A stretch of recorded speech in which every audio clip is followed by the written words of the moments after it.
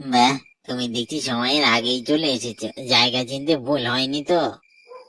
প্রথমে জায়গা চিনতে ভুল হয়েছিল, মহেশখালী প্রথম এলাম, পরে রাস্তা ধরে ঠিক জায়গায় চলে এসেছি। আর এত বড় কাজ আমি তাড়াতাড়ি না এসে পারি? কাজটা শেষ হয়ে গেলে ঘাট থেকে অনেক বড় একটা বোঝা নেমে যাবে। তুমি কি বলো? ঠিকই বলেছো বন্ধু, সাবধান, কোনো ঝামেলা যেন না হয়ে যায়। একদম সাবধানে নিয়ে যাবে, বুঝতে পেরেছো? অনেক দামি জিনিস কিন্তু, মনে রেখো। সে আর বলতে, কই, দাও দেখিনি। আর বেশি দেরি করবো না, এখান থেকে চলে যাব। তাড়াতাড়ি গিয়ে এটাকে সামনে রাখতে হবে, বলা যায় না কখন কার নজরে পড়ে যায়। নাও। আরো একবার বলছি, খুব সাবধানে নিয়ে যাবে, কারোর চোখে যেন না পড়ে, তাহলে তোমার জীবনের সব পরিশ্রম একদম বৃথা হবে। বুঝেছি বুঝেছি, আমি তবে একেবারে যাই বন্ধু।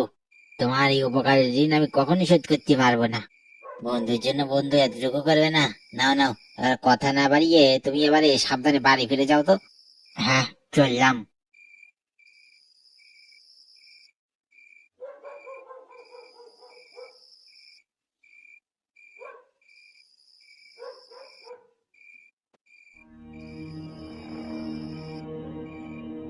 দাদান, চোখ ফাঁকি দিয়ে কই যান?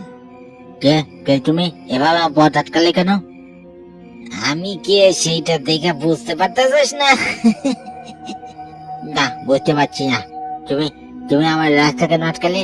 যেতে দাও বলছি। আপনার এই ছাইরা দিলে আমি তো ফাইসা যাবো।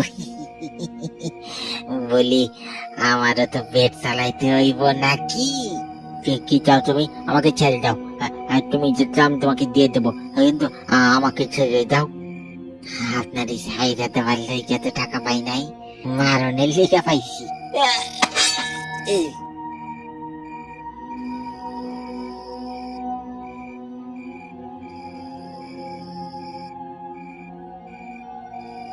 কিরে, এসেছিস? কাজ হয়েছে? হয়েছে, কাম খতম কইরা দিয়ে আইছি। বাহ, খুব ভালো করেছিস। কইছি কিরে, দে আমার জিনিস দে। আমার টাকাটা দেন আগে, তারপরে জিনিস দেবো। এনে টাকা, আবার জিনিস দে, শিখিয়ে দে। ওটা পেলে আমার সারা জীবন সার্থক হয়ে যাবে। কি এমন আছে বটলিতে, একটু দেখি তো। তোর কাজ ছিল খুন করবি, আর এটা নিয়ে আমাকে দিয়ে দিবি। এর ভেতর কি আছে সেটা জেনে তুই কি করবি? বারে, এত কষ্ট করে খুন কইরা তা লইয়া এলাম, আর কি ভিতরে আছে এটা দেখবো না? খবরদার বলছি, এটা আমাকে দিয়ে দে, এক্ষুনি দিয়ে দে। ওটা আমার জিনিস, তুই ধরবি না। ও বাবা, এই যে দেখি হীরার হার। যদি আগে জানতাম তাহলে এখানে আসতামই না। এই হার দিয়ে আমার সারা জীবন চলে যাবে, এত কষ্ট করে আর আয় রোজগার করা লাগবে না। কি তোর এত বড় সাহস, তুই আমার হীরার জিনিসের দিকে নজর দিয়েছিস?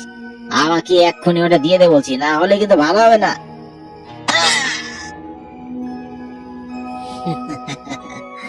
কয়েকটা টাকার জন্য আমি আজ পর্যন্ত এত মানুষকে মেরেছি, আরে এত দামি হারের জন্য আমি আরেকটা খুন করতে পারবো না? তুই এখানে মইরা পইরা থাক, আমার চোখ থেকে ফাঁকি দেওয়া যায় না। যাক, এই জিনিসটা পাইয়া আমার সারা জীবন শুধরাইয়া ফেলবো। এখন থেকে আর কোনো এইসব কাম করবো না, খালি পয়সা পয়সা খাবা। ভালোই করছি, দুইজনই সরাইয়া দিছি। এখন এই হারের মালিক আমি একা, কোনো ভাগিদারও নাই। ভালোই হইছে। এত রাতে বাড়ি যাওয়ার গাড়ি তো পাবো না। মনে হইতেছে আশেপাশে কোথাও একটা রাত কাটাইয়া দিতে হইব, কিন্তু এত রাতে যাব কই? আমারে দেখলে কি কেউ আর থাকতে দেব? দেখি আর কিছু দূর যাইয়া যদি থাকার মতন কিছু জায়গা পাই। এটা কি? এ আবার কি? হোটেল তো মনে হচ্ছে কোনো, কিন্তু এই গভীর জঙ্গলের মধ্যে হোটেল করতে গিয়ে আসবে? একবার যাবো। না না, হোটেলে থাকা ঠিক হবে না। এমনি দুটো খুন করে এসেছি, এরপর এখানে থাকলে কেউ যদি ধইরা ফেলায়, তাতে আবার হীরাও আছে। আমি বরং আরো কিছু দূরে যাইয়া দেখি কোনো বাড়ি পাই কিনা।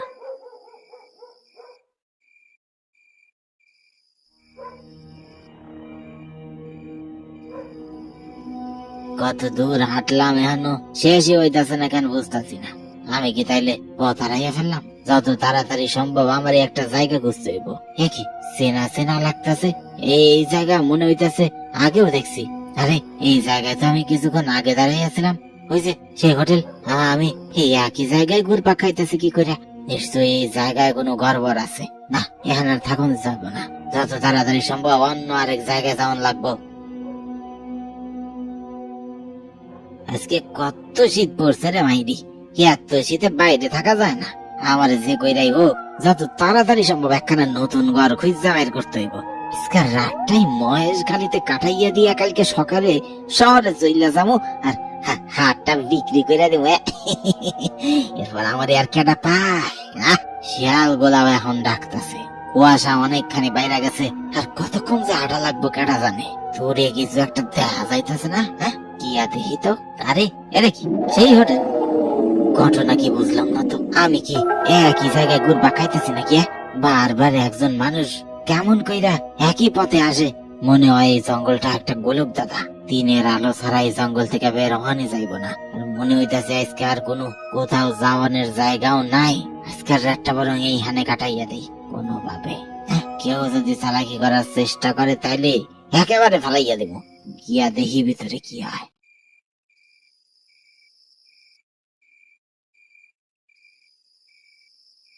কেউ আছো? কেউ আছো এখানে? জি আজি, এখন কি লাগবো?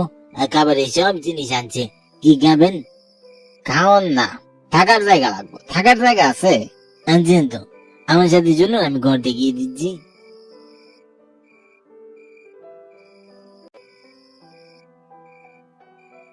আজ রাত কাটানোর জন্য তো একটা ঘর পাওয়া গেল, কিন্তু এইখানে আমার হীরার হাটটা নিরাপদে থাকবো কিনা বুঝবো কেমনে?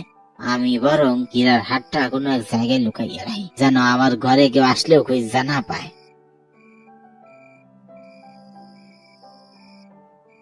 হাড়টারে বালিশের তলায় রাখা দিয়েছি, এখন আর কেউ চাইলেও এই হাড় খুঁজা পাইব না। আমি এবার নিশ্চিন্তে ঘুমাইতে পারি। কালকে সকাল সকাল ঘুম থেকে উঠটা চলে যাবো।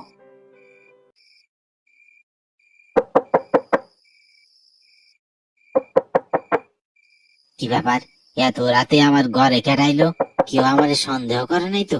একবার বরং বাইরে গিয়ে দেখি, কিন্তু যদি কোনো বিপদে পড়ি তখন। না, বারবার যখন দরজায় আওয়াজ হইতেছে, একবার গিয়া দেখি। বাইরে কেডা? কি ব্যাপার, বাড়িতে কেউ নাই? একটু আগে না দরজায় আওয়াজ এলো? কেউ না কেউ তো নিশ্চয়ই থাকার কথা, কিন্তু কাউরেই তো দেখতাছি না। না, বাইরে আর বেশি সময় দাঁড়িয়ে থাকান যাইব না। আমি বরং ঘরে গিয়ে শুয়ে পড়ি। যাও, আবার কাল দেখা যাবো।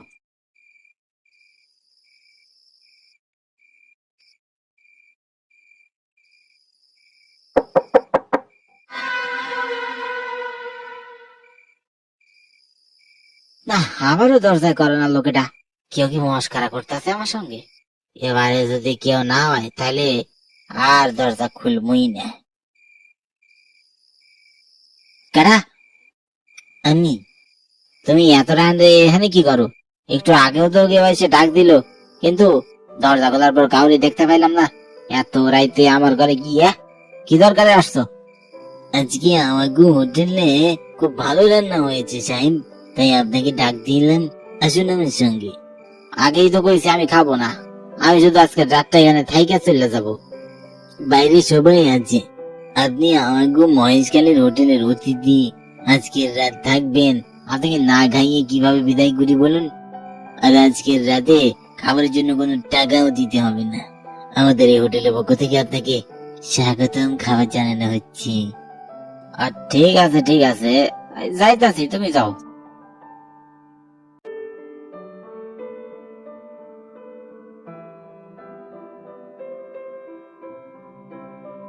এসেছেন বাবু, আসুন আসুন। খাবার কই দাও, তাড়াতাড়ি দেখি। কে আছি? সাহেবকে খাবার দিয়েছে? এই তো সাহেব চলে এসেছি, এই নিন খাবার, ভালো করে খান। বাহ, বেশ ভালো আয়োজন করছো তোমরা। কতদিন যে সব খাই নাই।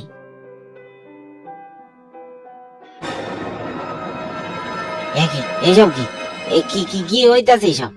কি হলো সাহেব, খাবার ভালো লাগে নাই? এত দেখি মানুষের কাটা নখ, ময়লা, এসব কি দিছো আমার? এগুলো মানুষ খায়? কি হচ্ছে আমার সঙ্গে? আমি তো কিছুই বুঝতেছি না। আরে খাবার গুলো আমার চোখের সামনে পরিবর্তন হয়ে গেল কেমনে?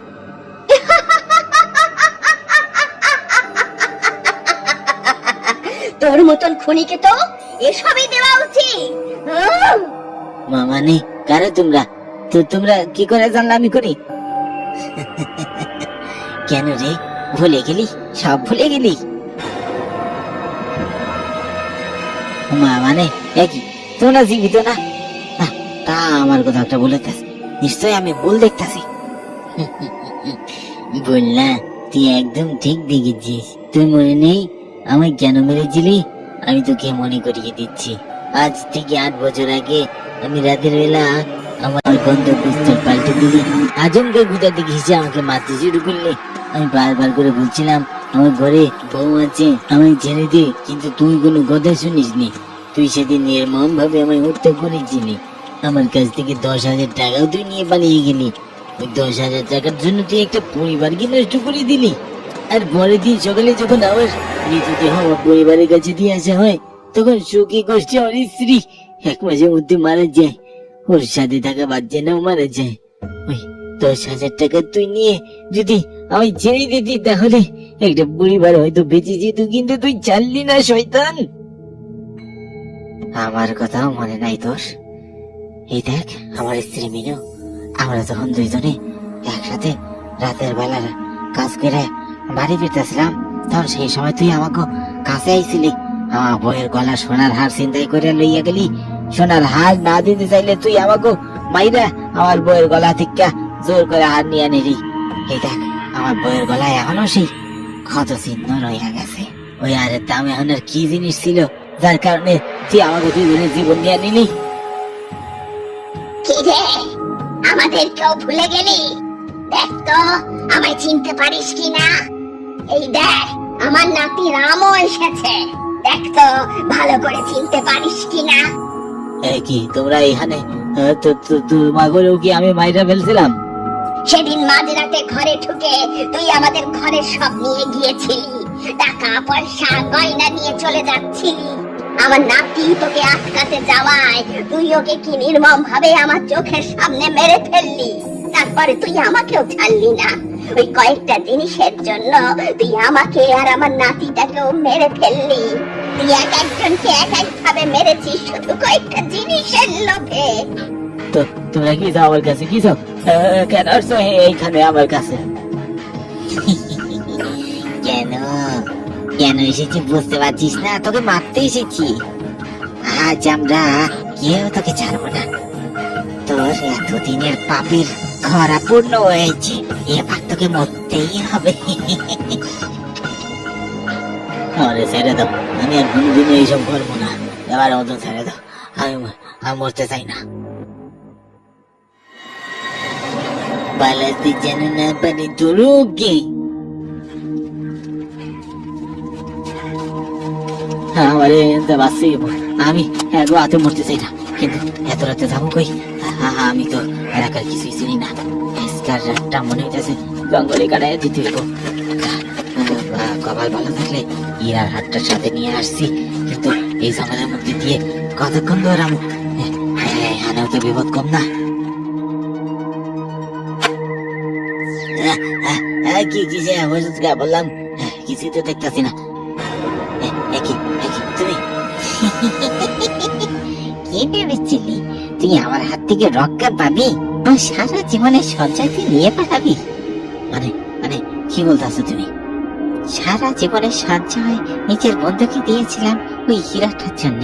আমার বন্ধু সেই হার আমায় এনে দিয়েছিল, সেটা নিয়ে বাড়ি দিচ্ছিলাম, আর তুই মাঝপথে আমাকে মেরে আর সারা জীবনের কষ্ট করা সেই সম্পদ নিয়ে এলি।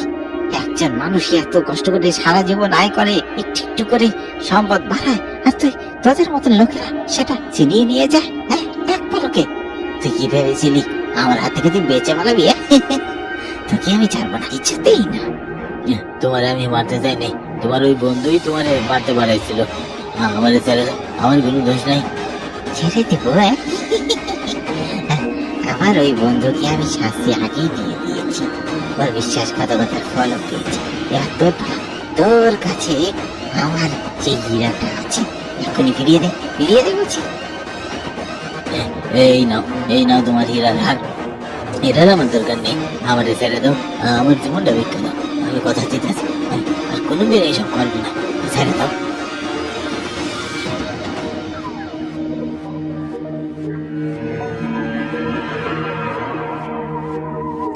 ভেবেছিলি আমাদের হাত থেকে এত সহজে বেঁচে যাবি?